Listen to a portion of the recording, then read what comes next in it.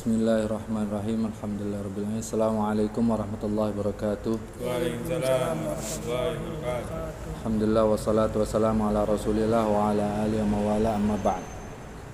Alhamdulillah, teman-temanku sekalian yang dirahmati Allah Subhanahu wa taala, tanpa kita sadari kita pada malam hari ini berada pada tanggal malam ke-27.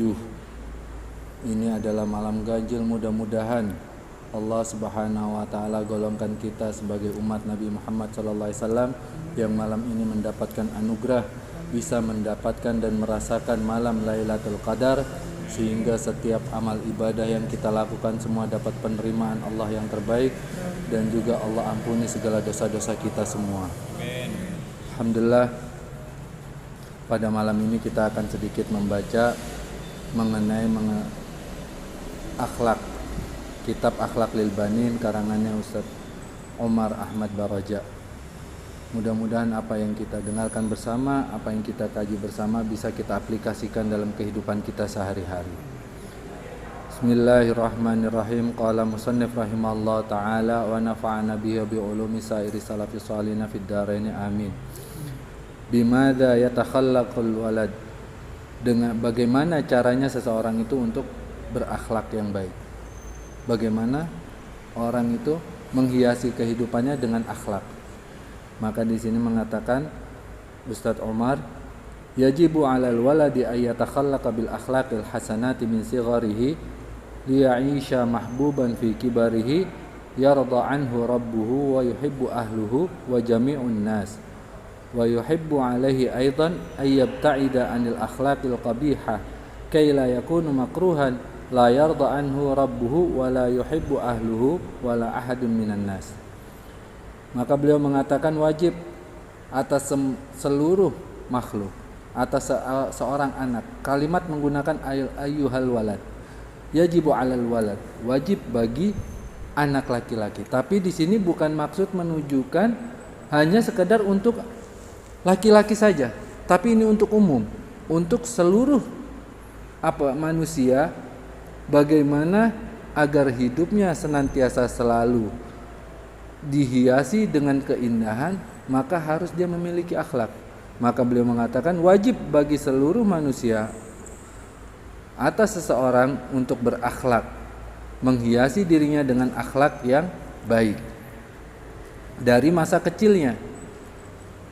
Supaya apa? Liya'isha mahbuban fi kibari, supaya dia hidup kelak ketika besarnya banyak disukai dan dicintai orang. Jadi mendidik seseorang agar memiliki akhlak yang baik, akhlak yang mulia, itu dari masa kanak-kanak. Maka ini adalah salah satu juga tugas daripada orang tua. Dari masa-masa kecilnya harus kita ajarkan dia itu bagaimana mengetahui cara berperilaku yang baik, cara menyapa orang yang lebih tua darinya, cara berteman dengan teman sebayanya, sehingga nanti ketika dia masa dewasanya, masa remaja mulai beranjak besar, maka dia sudah terbiasa. Tapi kalau dari masa kanak-kanak tidak dididik dengan akhlak mulia oleh orang tua, maka yang ada ketika besarnya agak sulit untuk dididik akhlak, kecuali kalau ada kemauan dalam dirinya. Bukan hanya sekedar nanti dia ketika dia sudah besar nanti banyak disukai dan dicintai oleh orang banyak, tapi apa? Yarda anhu rabbuhu. Bahkan Allah Subhanahu wa taala akan ridha kepada orang yang menghiasi dirinya dengan akhlak yang mulia. Wa yuhibbuhu ahlu wa jami'un nas, dan juga dia akan dicintai, disukai oleh keluarganya. Dan dia pun akan disukai, dicintai oleh seluruh manusia. Orang-orang pun akan suka sama dia.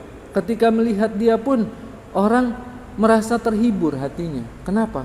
Karena dia memiliki perilaku akhlak yang mulia. Karena di dalam kalimat Malfudhat pun mengatakan asyarafu bil adabi la bin nasab, kemuliaan seseorang itu berada pada adab, akhlak yang mulia, bukan hanya sekedar pada garis keturunan. Garis keturunan itu hanya sebagian kecil, tapi intisarinya adalah di akhlak.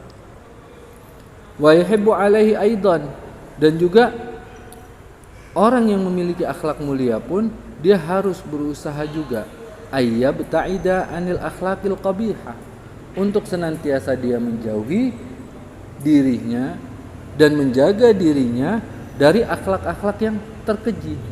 Akhlak-akhlak buruk itu dijauhi.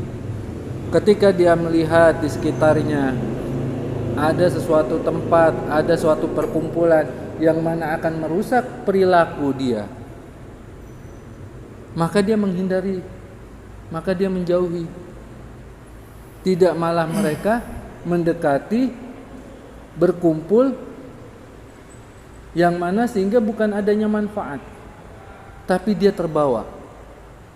Tapi kalau orang yang sudah memiliki akhlak yang mulia, akhlaknya baik, perilakunya baik, dikenal oleh orang, Masya Allah ini anak sopan, ini perilakunya baik, maka orang pun melihat ke orang tersebut yang ada apa?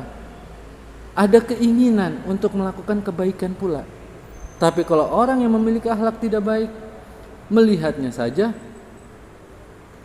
tidak sangat dienakkan oleh pandangan mata. Yang ada kerjaannya tiap hari dapat celaan, dicela, wah itu orang kerjaannya cuman berbuat kerusakan, kerjaannya nyakitin orang, kerjaannya membicarakan orang. Apa keuntungan kita ketika melakukan hal-hal itu? Tidak ada, melainkan hanya merusak diri kita, merusak hati kita. Sia-sia kita beramal soleh, sia-sia kita melakukan amal kebajikan, sia-sia kita melakukan ibadah salat, tilawatil Quran, dihancurkan hanya sekedar dengan kita menyakiti orang-orang sekitar, baik dengan lisan, baik dengan gerak-gerik, perilaku, apapun itu. Maka kita harus menghindari. Kaila yakunu makruhan, sampai dia tidak ditemukan sesuatu yang tidak disukai. Maksudnya apa? Dia menjaga benar-benar ketika dia sudah tahu bahwa dia memiliki suatu perilaku dan dipandang oleh orang akhlaknya baik, maka dia menjaga benar-benar sampai seakan-akan orang itu tidak mendapatkan celah, tidak mendapatkan celah untuk mencari-cari keburukan dia. Nah, itulah yang harus kita cari. Bukannya kita berakhlak baik, berakhlak mulia, memiliki perilaku baik untuk mendapat penilaian manusia, bukan tujuan.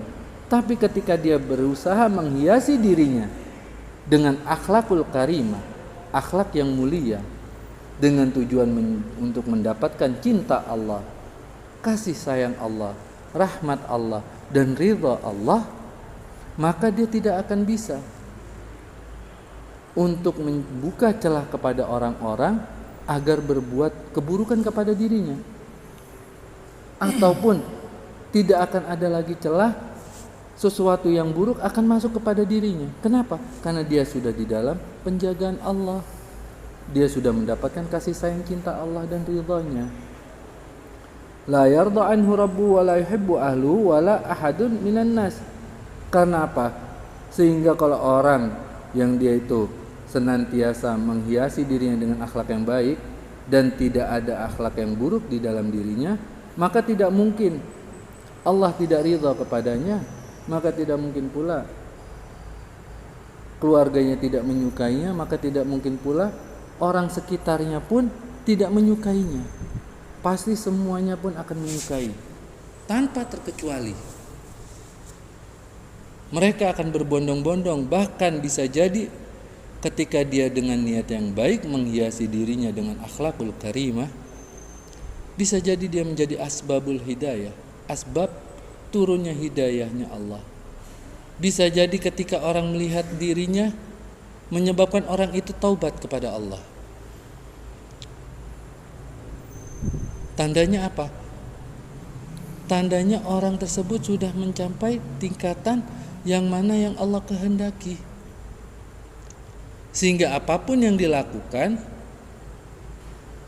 akan menimbulkan, mengeluarkan cahaya kebajikan, Sehingga orang yang tidak baik bisa berubah menjadi baik dengan sebab melihat perilaku itu orang.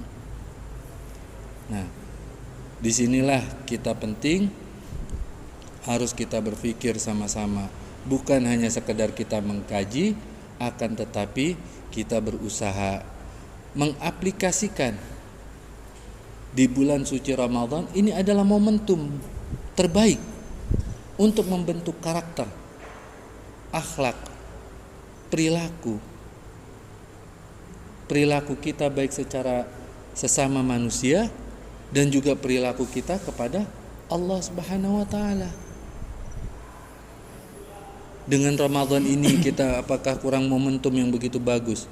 Kita berpuasa, menahan lapar, bahkan kita pun menjaga lisan kita, menjaga pandangan mata kita, menjaga juga telinga kita, pendengaran kita, penciuman kita, hati kita, agar tidak melakukan hal-hal yang tidak diinginkan oleh Allah, yang tidak baik.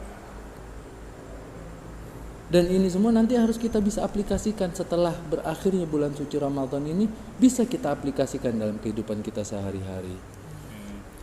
Dan mudah-mudahan dengan keberkahan malam 27 Ramadan ini senantiasa Allah curahkan rahmat ampunannya kepada kita semua, dan Allah golongkan kita semua sebagai orang-orang yang memiliki akhlak baik, akhlak mulia di mata Allah, dan senantiasa Allah curahkan cinta kasih sayangnya dan ridhonya kepada kita semua. Dan mudah-mudahan pada malam hari ini Allah golongkan kita orang-orang yang bisa merasakan dan menikmati malam Lailatul Qadar dengan amal-amal soleh dan amal-amal kebajikan. Amin ya rabbal alamin. Al-Fatihah. Anallaha ta'ala yarzuqana ilman nafi' wa amalan maqbul wa husnul ta'allum wa dilala lal huda wa yasura bidzalik. Syukron katsiran sudah menyaksikan channel kami. Semoga kita semua dapat mengambil manfaat dari apa yang telah kita saksikan dan kita dengar bersama. Jangan lupa subscribe, like, comment, and share agar kami tambah semangat upload videonya.